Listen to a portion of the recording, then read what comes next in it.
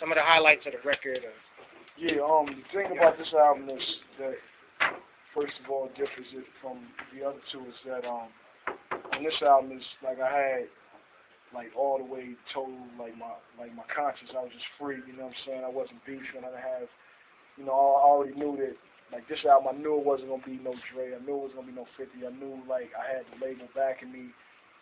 Everybody that recorded on this album came to California, Los Angeles, my studio, and was in, got it all documented, you know what I'm saying, from, you know, Mary J. Blige to Ice Cube, to Busta Rhymes, to Common Sense, to Kanye, to Chrisette Michele, to Raheem DeVaughn, to Ludacris, to Nas, to Bilal. Everybody that's on this album was in the studio with me, and you know, it makes just for a better reality. You know what I'm saying? It makes the music come alive, just, you know, to me. You know what I'm saying? Although you know, everybody in this room or people that's listening to the CD, you know, won't be able to share the same experiences that I did. You can, you know, it transcends through the music like that because it was done like that. You know what I'm saying? Right, you feel the family, you know, or you feel the family vibe all the way through the album from beginning to end. The two pushbacks, you know what I'm saying, that from June to July, from July to August was because it was the sequencing. It took me a long time to sequence it. Troy tell you that it was on my ass.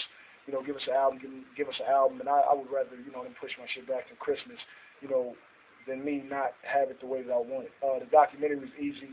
I had Dre, and I remember when I was sequencing the album with Dre, he was just like, well, I'm going to listen to it, and you listen to it, and we come back and see what, you know, what sequence you wanted in, what order I wanted. I mean, what sequence I got in. Came back, we pretty much had the same thing, give or take two or three songs, but I had his help, so that was easy. But I noticed the sequencing the album was the most important part, because when I listen to somebody's album, if one song comes in and don't make sense, I'm gonna skip the whole CD, and I'm going to the next joint and changing. It's just that simple, and you do it without thinking about it. So that part of the album is key to me, and so learning that on my first two albums, I did the same thing on Doctor's Advocate. I had to do it by myself, did the best that I could. This album, it took me a little bit longer because I had a little bit more guest features, and you know, this album probably being my last one, I just took a little bit more time, man, to get everything done, and so it took a while, but we got it done. But like I said, the most important thing to me was to take it back to the way of old, you know what I'm saying, when like people was in the studio and vibing with each other. Like, I looked at, Raekwon came in the studio, and I was looking at how he record, and he, you know, he stand up in the booth, and he like, I didn't even know he was this, like, he like, seemed like 5'2". He'd be on the mic, and it seemed like this nigga just walking somewhere while he recording, but he don't never be going nowhere, but he be saying, he be delivering his bars, it's crazy. Then Common came in, he crossed both his hands, stand straight up, and he just up and down. I don't even know how to even get lyrics out of that. But it was just, you know, seeing how people got down, man. Chrisette Michele came in, and she wanted some type of tea or something we had to go find, and we got the tea, you know, we got the tea, and then she went in there and she just sung like, man, like a hummingbird. It was just so crazy, man. And you know, Kanye, he was in and out. He came in, what type of beat you looking for, man? I was like, I don't, you know, we did Wouldn't Get Far, we did Dreams, so I want something in the middle. You know what I'm saying? Something cool where I could spit something, I want to put comment on it.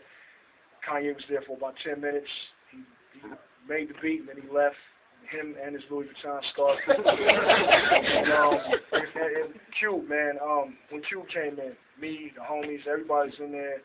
He was all starstruck, man. He came in, the afro was perfect. It was like a Steve Harvey fro.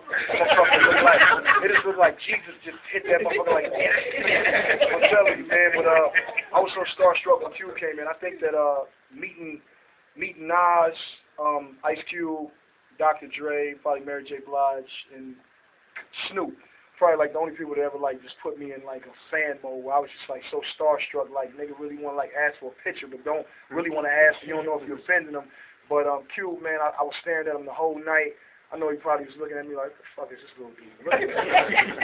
But that was Ice Cube, you know, from when Boys in the Hood came out, man, I was 11, man, you know what I'm saying? So to be in the booth with one gray hair and Cube have a couple at the same time was just, that was big for me, man. And we recorded that song. The song with Nas, Letter to the King, which is the last song on the album. Nas has always been real influential in my career, and so, you know, some of my more positive decisions.